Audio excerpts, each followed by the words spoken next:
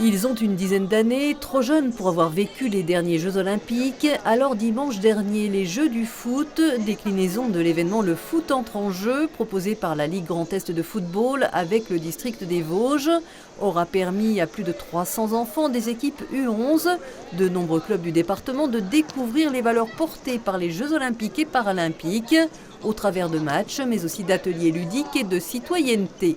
On profite des conditions idéales de la ville de Saint-Dié pour faire du futsal, donc à 5 contre 5, 4 contre 4, 3 contre 3.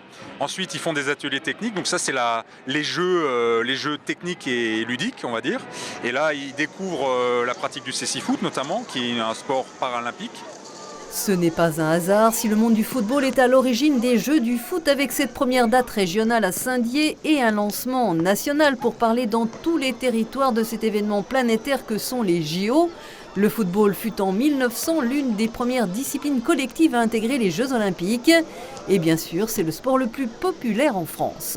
Au niveau national, on est à plus de 2 300 000 licenciés. Nous sommes associés donc avec la Ligue du Grand Est et bien sûr la Fédération française de football pour lancer cet événement majeur et qui va être dupliqué au niveau de tous les clubs. Les Jeux Olympiques et Paralympiques ne se situent pas seulement à Paris, d'accord, et dans les villes périphériques. Donc l'idée c'est aussi d'animer territorialement le sport, l'activité physique autour des Jeux Olympiques et Paralympiques sur tous les territoires départementaux.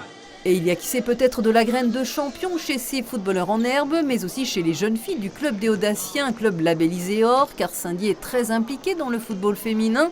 Tous bien décidés à suivre de près les JO 2024. Il va y avoir des épreuves d'athlétisme, de basket, de foot et puis de badminton. Vous avez déjà suivi d'autres Jeux Olympiques ? Non, pas vraiment. C'est la première année où on va les suivre. Et vous allez les suivre assidûment ? Le foot. Les plus jeunes auront formé symboliquement les 5 anneaux du drapeau olympique et les organisateurs allumer la flamme des Jeux du foot qui va continuer à sillonner le Grand Est.